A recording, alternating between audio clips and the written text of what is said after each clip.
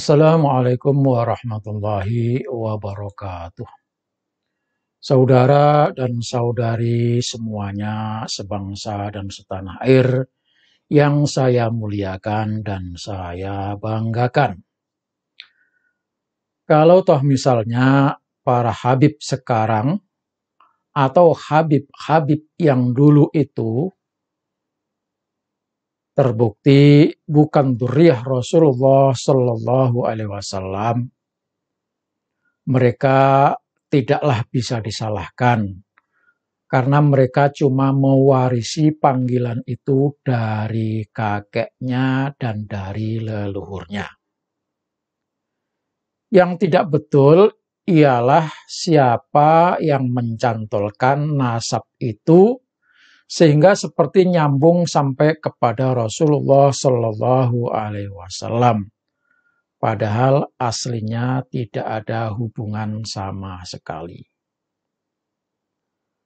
Dengan kasus seperti itu, kita pun bertanya-tanya, kok bisa ya seperti itu? Kok bisa ya ada kejadian kayak gini, nyambung-nyambungkan nasab sampai kepada Rasulullah? Saudara sekalian yang saya hormati,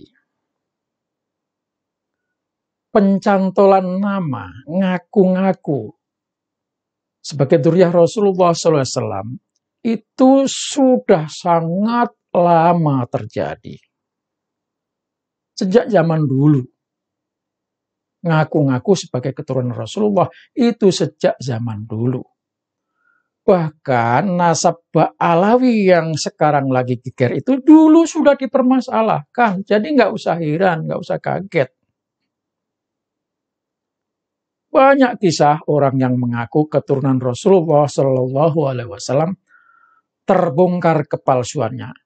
Itu di abad kedua Hijriah sudah terjadi. Dalam sebuah kitab itu diceritakan ada seorang wanita bernama Zainab mengaku sebagai putra Fatimah, cucu Rasulullah. Ngomongnya pintar sekali. Pengakuannya itu diiyakan oleh rakyat dan masyarakat sekitarnya. Sehingga dia menjadi orang yang sangat terhormat. Nah, kejadian ini dilaporkan kepada Presiden Khalifah Abbasiyah Al-Mutawakkil. Lalu dipanggil. Diinterogasi, ditanya, luar biasa jawabannya. Dia bisa bercerita. Dia bisa mengarang. Tetapi kan nggak masuk akal. Masa iya? Sudah sekian tahun tidak ada ceritanya kok tiba-tiba muncul. Nggak masuk akal. Akhirnya dipanggillah seorang yang ahli ahli nakobah dari keturunan Rasulullah Shallallahu Alaihi Wasallam. Ali Al-Hadi namanya. Ditanya, banyak sekali alasannya dan bisa menjelaskan semuanya. Al-Mutawakkil kesulitan, tidak bisa membongkar, tidak bisa membuka rahasianya karena tidak ada bukti yang nyata. Maka keturunan Rasulullah SAW yang dipanggil ini namanya Ali Al-Hadi itu pernah mendengar mungkin dari sabda Rasulullah SAW bahwa keturunan Fatimah, keturunan Rasulullah SAW itu bangkainya saja, apalagi jasadnya, tidak mungkin dimakan atau diganggu, dilukai oleh binatang buas. Maka orang yang mengaku sebagai Zainab tadi ditantang, kalau saudari mengaku sebagai keturunan Rasulullah SAW, di mana anak keturunan Rasulullah SAW itu tidak mungkin diganggu, digigit, atau dimangsa oleh binatang buas, maka saya akan datangkan binatang buas macan. Atau saudara saya bawa ke kandang macan. Di sana ada 6 macan. Kalau saudara berani, kalau saudari berani, dan memang tidak diapa-apakan oleh itu binatang buas, benar, saudari adalah keturunan Rasulullah SAW. Akhirnya wanita ini menjawab, ya tidak mungkin dong. Kalau begitu coba dulu. Kalau Anda mengaku sebagai keturunan Rasulullah, Anda duluan deh masuk ke kandang macan. Akhirnya Ali Halati masuk ke kandang macan, dan tidak diapa-apai, malah dicium-cium, dipeluk-peluk. Giliran si wanita ini disuruh masuk, nggak berani. Akhirnya apa? Terbukti bahwa itu orang adalah mengaku-ngaku sebagai keturunan Rasulullah. Jadi kalau melihat contoh ini, kita coba Habib Rizik masuk ke kandang macan. Nah itu. Bahar Smith masuk ke kandang macan. Siapa lagi? Taufik, Habib Taufik masuk kandang macan. Ini cerita bahwa memang soal nasab, pengakuan nasab kepada Rasulullah itu sudah terjadi sejak zaman dulu. Tujuannya apa? Tujuannya untuk mengeruk keuntungan, mendapatkan kehormatan, mengatasnamakan cucu Rasulullah SAW. Saudara-saudara sekalian yang saya hormati dan saya banggakan, kalau kita pelajari di dunia ini, ternyata orang yang paling banyak mengaku sebagai dzurriyyah Rasulullah Shallallahu Alaihi Wasallam itu berasal dari Yaman. Tentu ini tidak lepas dari politik kekuasaan, tidak terlepas dari politik dinasti, politik identitas, dan politik untuk mendapatkan kedudukan. Saya tidak sedang berbicara politik, tetapi saya berbicara akibat dari politik. Sebuah kitab yang saya baca, judulnya, ada sebuah kitab yang berjudul Qiyamu Daulatiz Zaidiyah fil Yaman. Ini yang saya jadikan sebagai rujukan pembicaraan kali ini. Kehidupan di Yaman, seperti pada umumnya negara Arab, itu terdiri dari banyak kabilah dan suku. Masing-masing kabilah ingin menunjukkan eksistensinya, dan demi eksistensi itulah mereka saling menyerang dan perang-perangan antar kabilah dan antar suku. Siapa yang menguasai suku lain, dia akan menjadi penguasa. Kalau satu suku kekuatannya sudah mulai lemah, maka suku itu akan mendatangkan pihak luar untuk membantunya.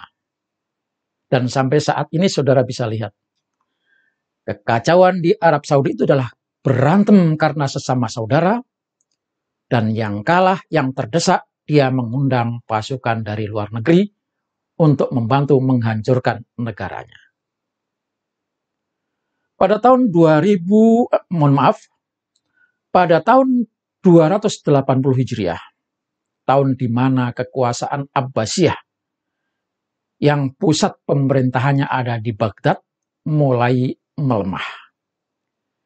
Di mana wakil pemerintahan Abbasiyah yang ada di zaman itu kedudukannya ada di San'a.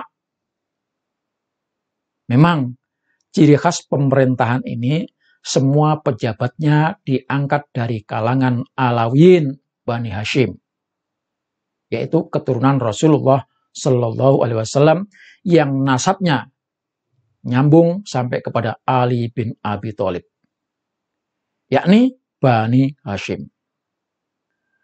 Negeri ini terus ada pergolakan, perebutan kekuasaan, sehingga banyak muncul deklarasi negara-negara kecil, berdirinya negara-negara kecil. Misalnya, Ad-Daulah Az-Ziyadiyah dan Daulah Yukfir. Dalam suatu situasi pergolakan perebutan kekuasaan itulah Bani Qati'ah datang ke Arras. Ini daerah di Hijaz. Saya pernah ke sana. Menemui Yahya bin Al-Husain untuk dibawa ke Yaman menjadi pemimpin di sana. Dan inilah awal mulanya berdiri negara Az-Zaidiyah, yaitu pada tahun 280 Hijriah. Yahya bin Al-Husain mendapat julukan Al-Hadi. Kebijakan Al-Hadi Yahya bin Al-Husain ini mengangkat semua pejabatnya sama seperti pendahulunya, yaitu semua pejabat diangkat dari kalangan Alawiyin. Penerusnya, mulai dari setelah meninggalnya Al-Hadi bin Yahya Al-Husain ini, sampai tahun 1382 Hijriah atau tahun 1962 Masehi, masih menjalankan kebijakan yang sama, yakni semua pejabat harus dari kalangan Alawiyin. Disitulah mulai terjadi kekacauan nasab Alawiyin. Tidak ada pencatatan dan tidak ada verifikasi. Ketua kabilah karena dianggap punya kedudukan bisa masuk ke dalam golongan Alawiyin.